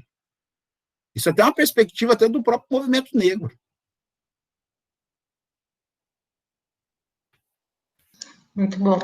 Outra coisa também que me vem em questão, dessa questão, é da gente analisar os impactos e também ver onde que esses alunos negros estão entrando, né? Porque a gente, pelo que a análise, né, de achismo que eu vejo, é que os cursos de elite, medicina, engenharia, né, continuam sendo ocupados pelos brancos. Essa é outra questão. Por isso que eu acho que nós já estamos no momento de estar avaliando essas políticas de cotas no Brasil. Nós temos já condições, né? Ela começou lá no início dos anos 2000, né? Então já tem um período aí que a gente poderia já... Alguns trabalhos já estão sendo feitos, né? Fazendo essa relação, mas eu acho que os trabalhos, a maioria que, pelo menos que eu tive contato, querem avaliar se o aluno cotista ele consegue acompanhar o curso. Essa é a discussão inicial. Os alunos cotistas, eles não têm uma formação consistente, então eles não vão acompanhar. Isso é mito. Eu falo que é mito. Com a experiência de sala de aula, é mito. Os alunos que normalmente conseguem entrar são alunos que têm condições. Eles foram bem alfabetizados, esses alunos, a gente percebe, porque muitas vezes as pessoas pensam, escola pública, tal, é tudo um lixo, né? Não presta. Como que se diz? Todo mundo sabe da educação, tal, e fica falando de educação. Todo mundo é especialista em educação no Brasil, para falar que a educação é ruim. Só que esquece que educação, ela não se realiza dentro apenas da instituição escolar. A própria Constituição estabelece que a educação tem a responsabilidade de família, não é a responsabilidade apenas do Estado. Então, o aluno que vai preparado, como a maioria que estuda em escola particular, que tem uma boa alimentação, que os pais têm perspectivas, que ele sempre está vendo o pai lendo, ou seja, ele tem a perspectiva de ter uma vida melhor. O que ocorre?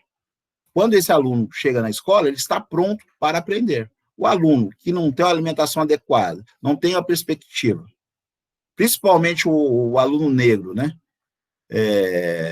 Ele incorporou de tal forma que ele é perdedor. E é uma coisa que o racismo, ele acaba de, como diz o Agamben, né, dessubjetivando o indivíduo, ou seja, paralisando ele. Esses dias eu estava conversando com um senhor, né, e aí eu perguntei sobre o filho. Eu falei, o que aconteceu com seu filho? Não, ele está fazendo tratamento, tal.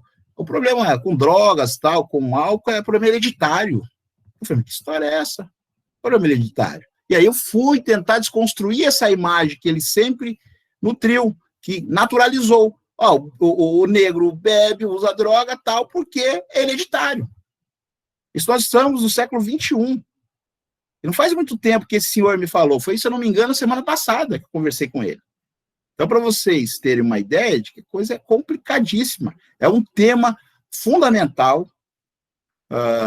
Eu estava assistindo uma entrevista, agora eu não me lembro o nome de uma socióloga da Unicamp, naquele programa Quem Somos Nós. E ali, eu achei que ela falou com um certo ar de espanto a respeito dela se descobrir nos Estados Unidos que ela não era branca. Esse é um problema do brasileiro. Ele pensa que ele sou branco, tal. Chega nos Estados Unidos, ele não é branco. Ele é latino. Em outras regiões do mundo. E aí que a obra do Bembe é fundamental, né? E os estudos decoloniais. Mostrar o que é a centralidade da raça. As relações sociais, econômicas, políticas, culturais, elas estão o quê? Baseadas na raça. E é dentro desse contexto desse emaranhado planetário, como diz o Bembe, que essa questão da racialização ela fica explícita. Quando você dificulta a entrada de latino-americanos, de africanos, na Europa, nos Estados Unidos, o que é isso, pessoal? Isso daí simplesmente é uma política racista, de racialização do mundo.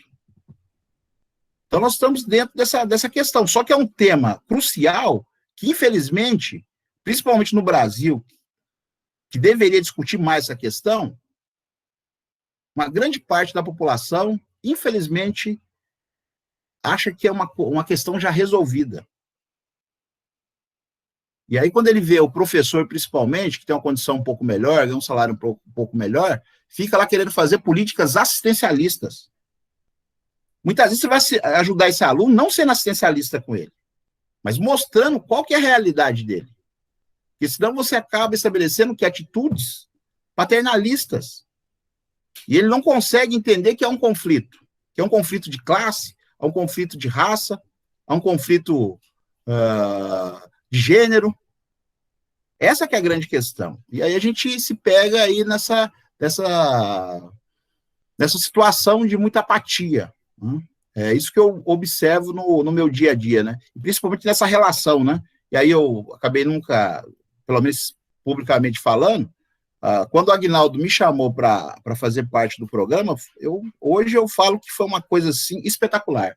Eu tanto tenho falado com o professor Diogo, que é muito meu amigo, a gente faz vários trabalhos juntos, eu falo que ele e o Aguinaldo foram fundamentais para que eu não ficasse preso na apatia do chão da escola, porque infelizmente é o que provoca. Por isso que eu conversando com o Diogo, a gente sempre fala, né, da importância dos mestrados profissionais, entendeu?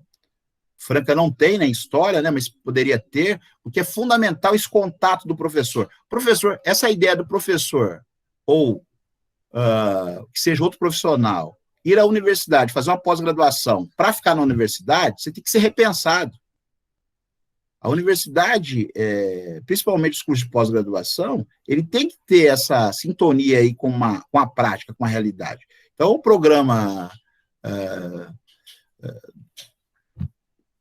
de Franca, né, do Políticas Públicas, ele é fundamental nesse aspecto aí, de fazer essa ponte entre a teoria e a prática. Isso é fundamental, porque isso acaba esclarecendo muitas coisas, né?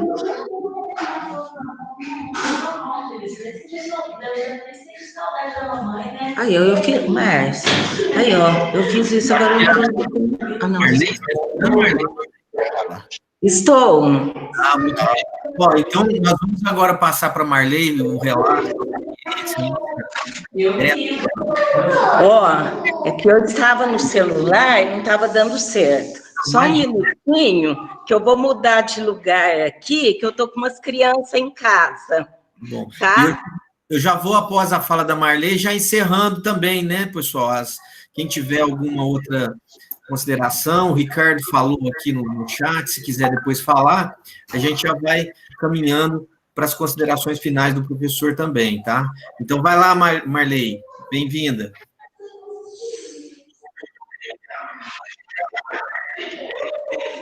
Obrigada. Boa noite, agora estão todos me ouvindo? Estamos. Então tá bom. Eu sou a professora Marley Moraes, trabalho na educação básica e sou egressa do curso de políticas públicas. Bom, a nossa experiência, né, Jonas, juntos, foi que durante o mestrado, a nossa pesquisa foi sobre exatamente a implementação da Lei 10.639. E depois, como tem vários aqui que são do programa e aqueles que não são, é um programa interdisciplinar e que, para finalizar a dissertação, a gente faz um projeto, uma proposta, né, de intervenção. E a nossa proposta de intervenção foi que nós detectamos, a partir da pesquisa, numa escola estadual de Franca, de que um dos entraves para a implementação da lei era principalmente a falta de segurança, de conhecimento dos professores para estar trabalhando com esse tema que não é tão simples de trabalhar na sala de aula, né? As questões étnico-raciais, as questões relacionadas ao racismo, tudo isso. Então, a nossa proposta de intervenção foi curso de formação para professores, que aqui, ao longo da explanação do Jonas e de algumas perguntas, né, foram falados sobre isso.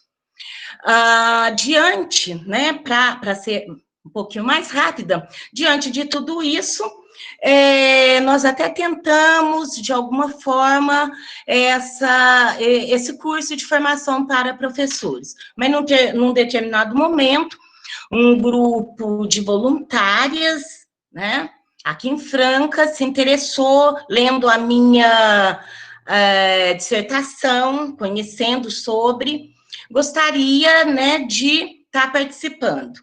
E o que nós fizemos? Uma parceria entre a Unesp, né, a Diretoria de Ensino de Franca, para que os professores tivessem um certificado reconhecido que daria a eles uma evolução funcional. E nós tivemos a primeira edição do curso em 2018, foram 8 encontros, aos sábados, e foi algo, assim, surpreendente. Foram 50 professores que se inscreveram, 10 pessoas da comunidade negra do Condecom, e 10 pessoas do Mulheres do Brasil e alguns alunos do curso de graduação de História da Unesp. Então, a gente tinha naquela sala lá da Unesp de Direito, que cabe 70 pessoas, dias que a gente ia colocar cadeira que as pessoas queriam muito, né? Então, foi algo assim extraordinário o curso, o interesse, a busca, o grande número de pessoas, de professores que procuraram, né? E continuam procurando. Na segunda edição do curso, nós tínhamos 120 pessoas, e a maioria professores, sempre 50 vagas para os professores da rede estadual. Esses professores, esses 50 professores, nós tivemos uma turma de iniciantes e uma de aprofundamento, porque a turma que tinha feito em 2018, em 2019, não queria parar, queria a continuidade, né? E o mais bacana do curso, e acho que foi colocado um pouquinho na fala do Jonas, na fala do Alexandre, e principalmente quando o Jonas cita, né, uma pessoa que ele conhece, que eu não conheço, se eu não estou me enganada, é Laima, é isso? De quando ela fala para você sobre a importância dessa conexão, da pesquisa, da universidade e do chão da sala de aula. E acredito que o bacana do curso e o sucesso do curso foi exatamente essa conexão. Nós tínhamos a experiência acadêmica, que foram os professores da Unesp, que passaram toda a parte teórica.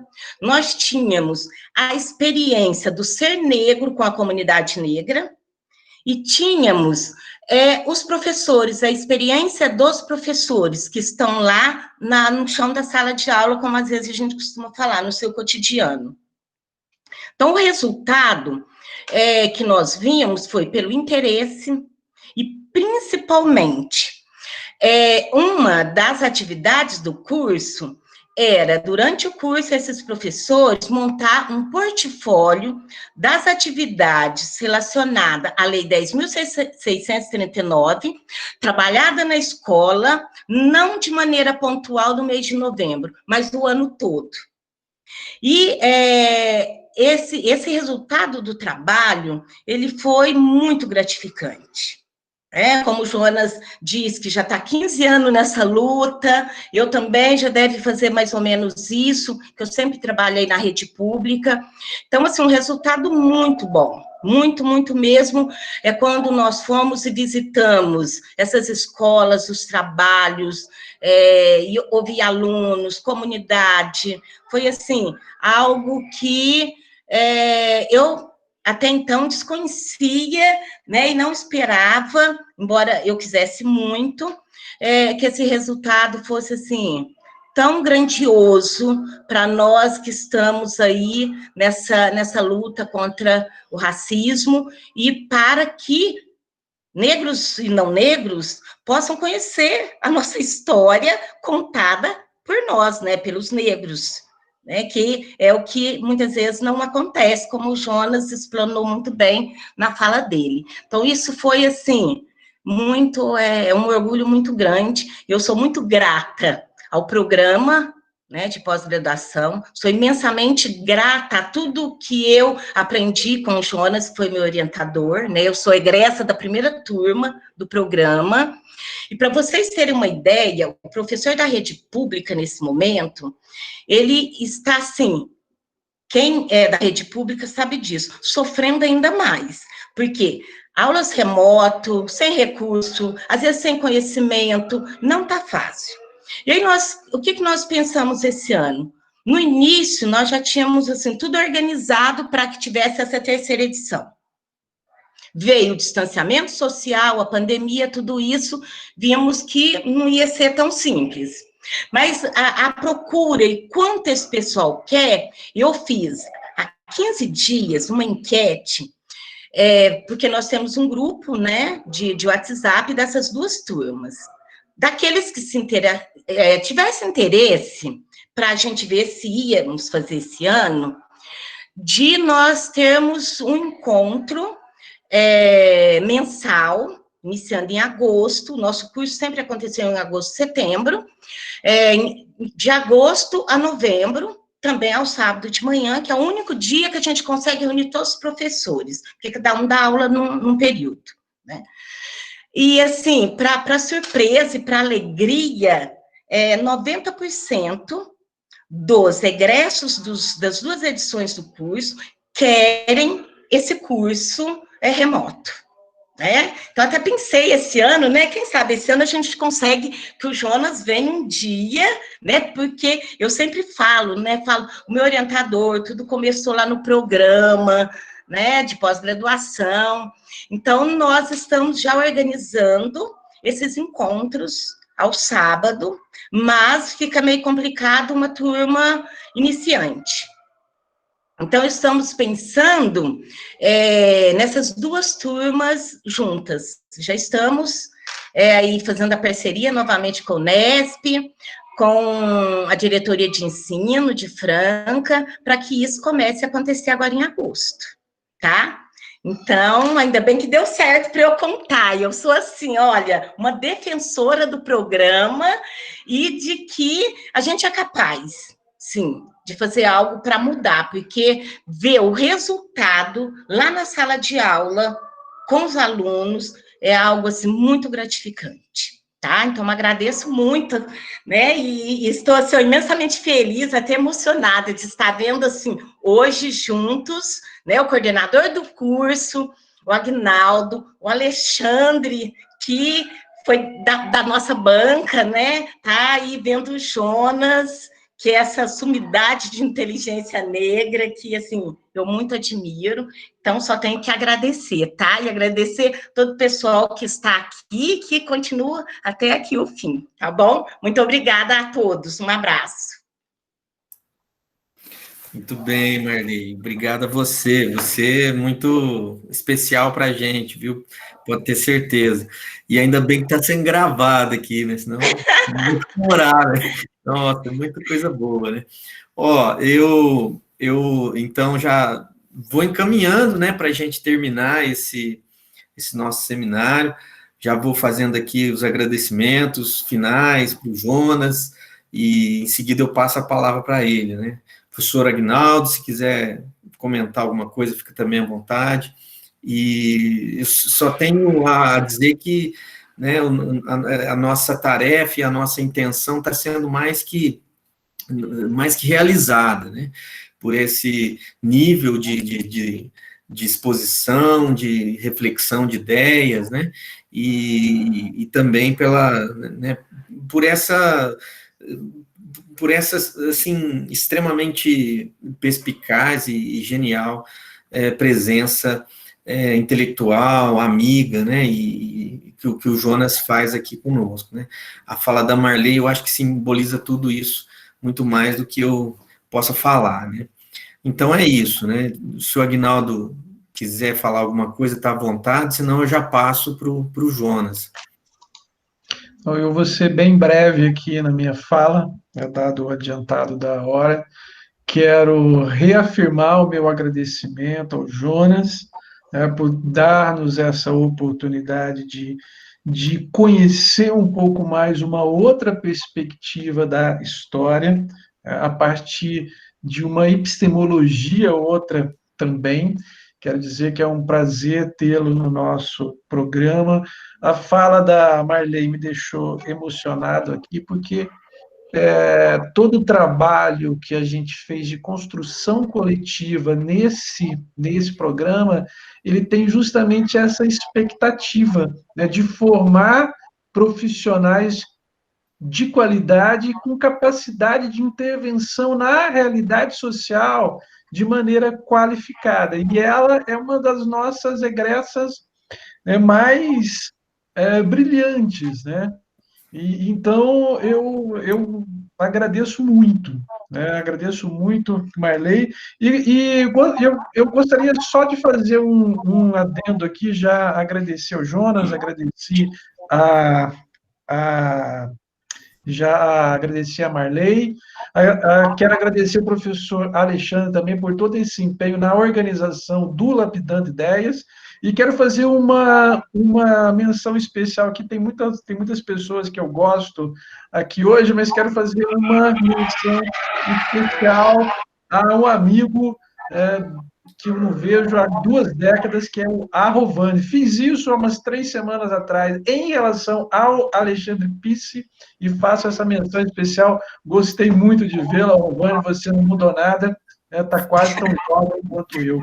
E, Jonas, cara, valeu, sou muito grato, é meu irmão, cara. Eu acabei bebendo da água de Franca, por isso que eu estou assim.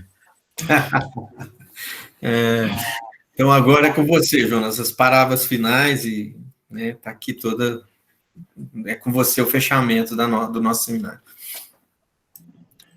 Novamente, eu agradeço, né, a oportunidade de estar aqui, né, debatendo com você esse tema de extrema importância, né, que a cada momento ele se torna urgente, né, a gente não só debater, mas agir, né, com políticas antirracistas, né, É que eu fecho com uma observação de um vídeo do Leandro Carnal, e particularmente o Leandro Carnal, algumas palestras, eu estava achando um pouco meio...